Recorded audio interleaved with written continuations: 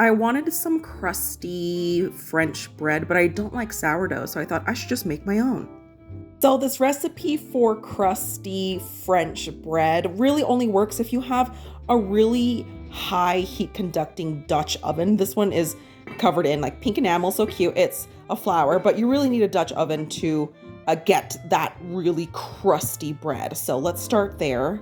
And in a medium mixing bowl, I have 2 1/4 teaspoons of active dry yeast and a tablespoon of sugar for food for that yeast.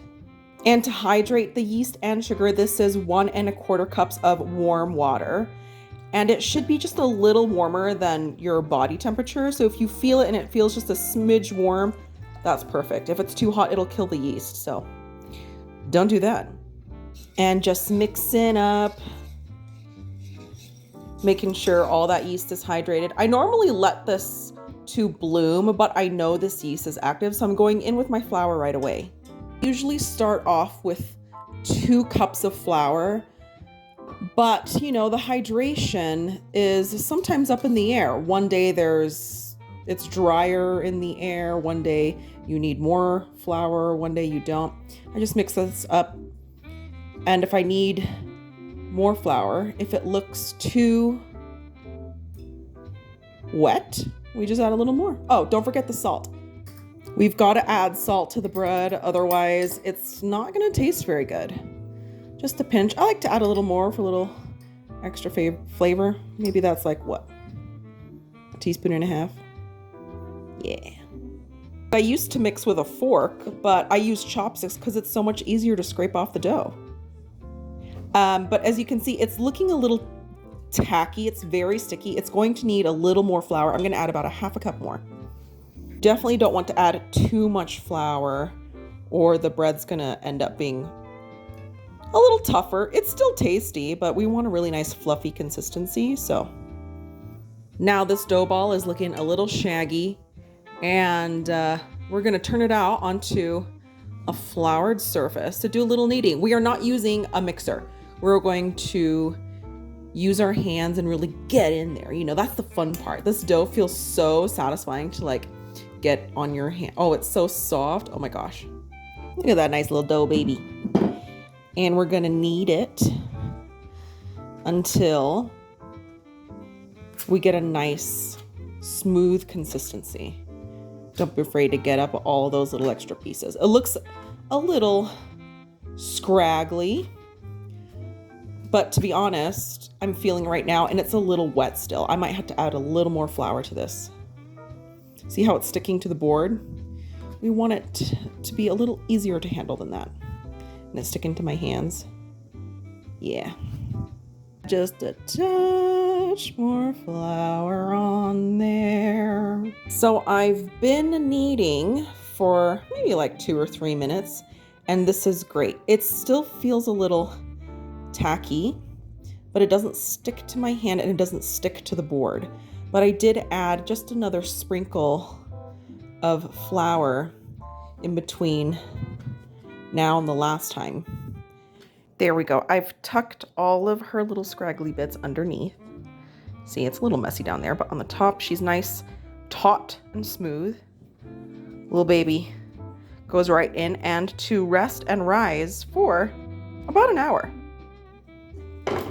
I like to get a little saran wrap on her. This is what she looks like after 1 rise, and I put a bit of flour down on the board so she doesn't stick. And I'm just gonna do another little sprinkle here. And we're gonna just do a little kind of like a book fold, like down, over, and side to side. And we do this just to get her a little more taut. That there was a nice gassy air bubble. And if she feels really sturdy right now, so actually I'm just gonna do the one, and we're just gonna bring all of the side pieces in, just like I did before. Make sure she's nice and taut again, that the top is so smooth, and we're gonna let her rise for another 30 minutes.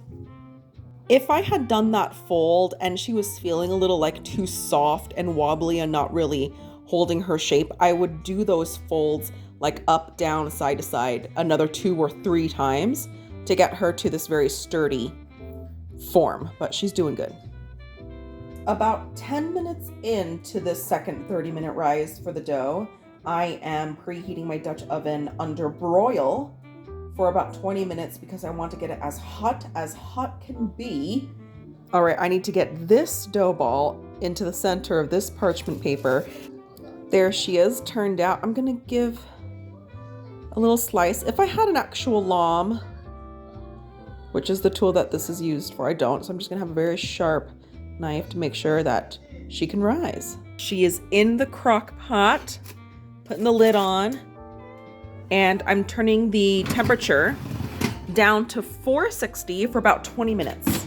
20 minutes, I take the lid off and put back in for the top to brown for another 10 minutes. This is a little precarious, but I put her on a cooling rack and I make sure she